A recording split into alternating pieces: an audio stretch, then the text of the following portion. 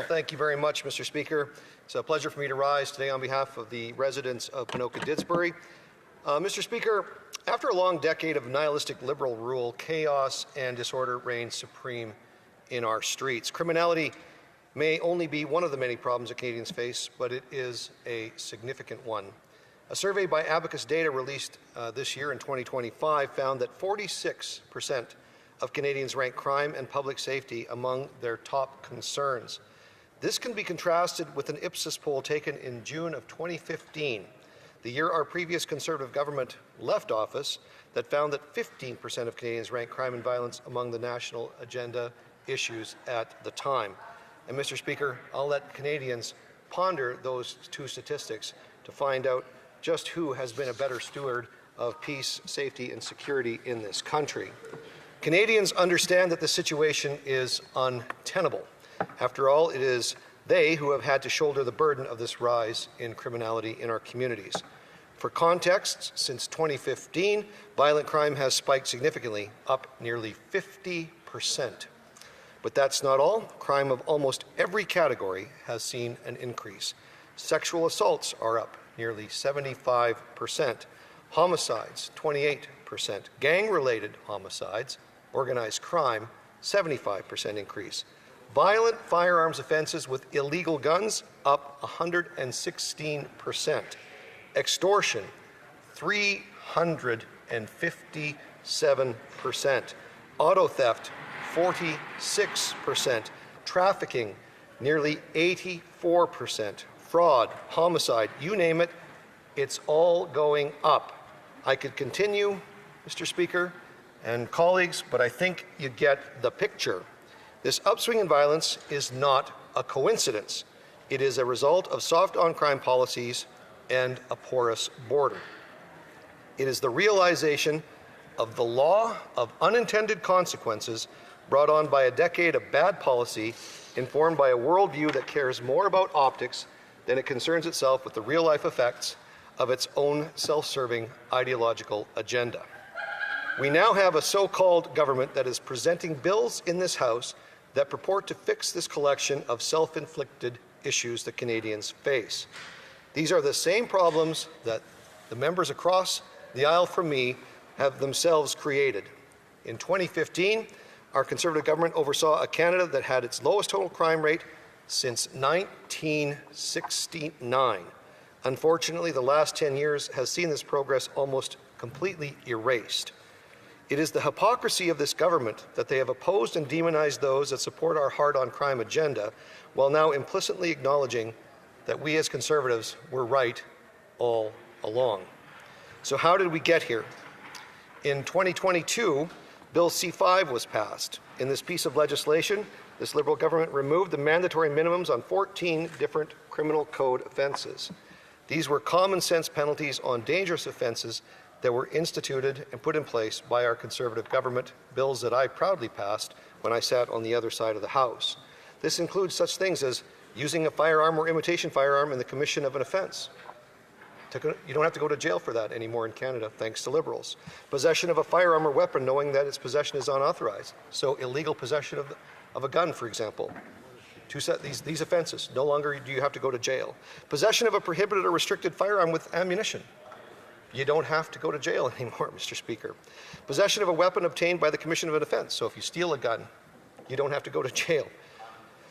Weapons trafficking. Possession for purposes of weapons trafficking.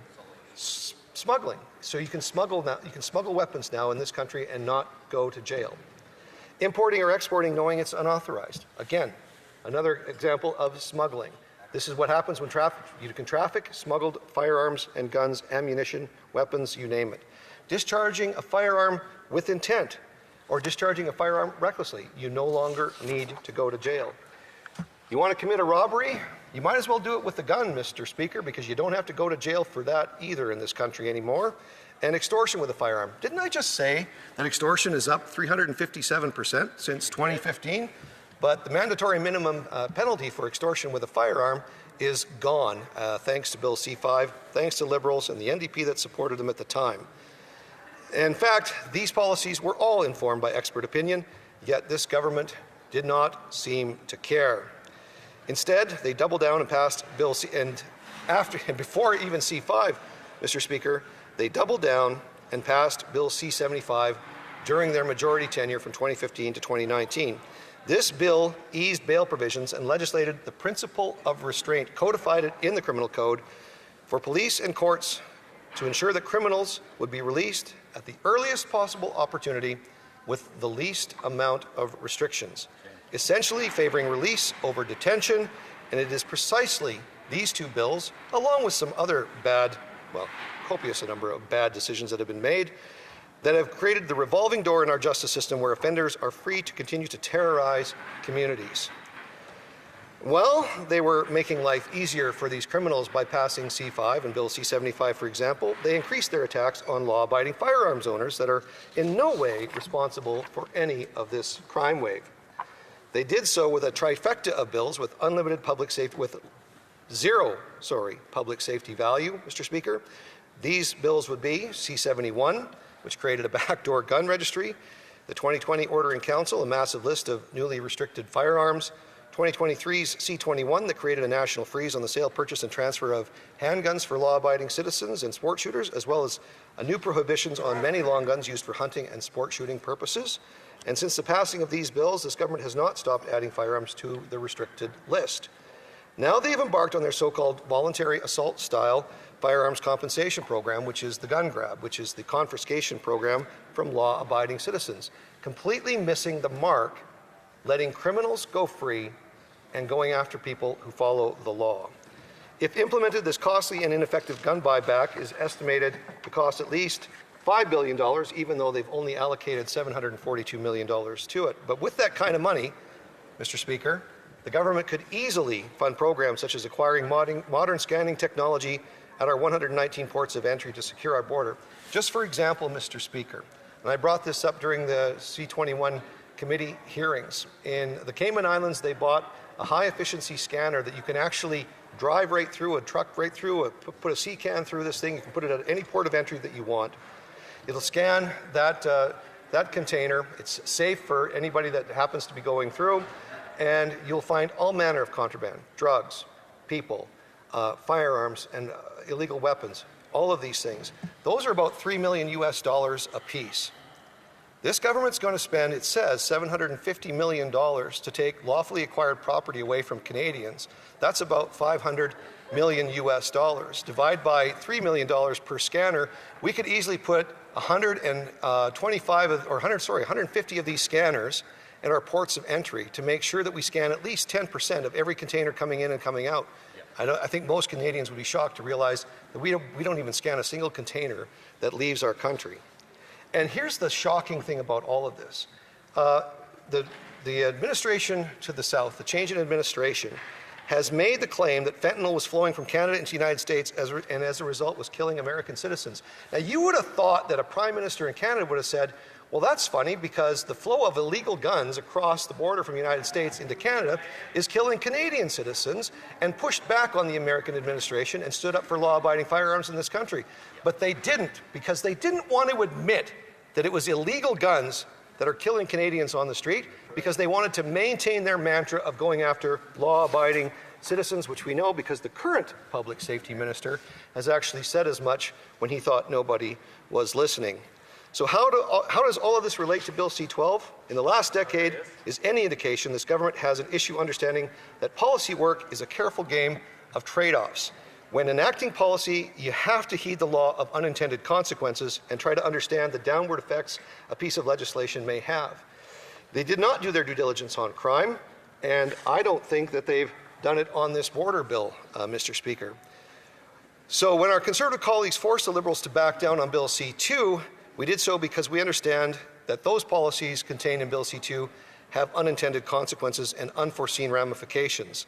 And like Bill C-2, we believe that there could be provisions in C-12 that violate people's freedoms and privacy. And it's our duty to ensure that this bill, C-12, receives the proper scrutiny that it deserves at the committee stage to ensure Canadians don't pay for another boondoggle of unintended, or maybe not unintended consequences, Mr. Speaker. Thank you very much. Questions and comments. Question et commentaire. The Honourable Parliamentary Secretary, the Government House Leader. Yes, thank you, Mr. Speaker. When the member was reading off some statistics, I did a quick search just to find out from Stats Canada on some crime issues, and I found it interesting. This is from Stats Canada. Crime Severity Index down 4.1%.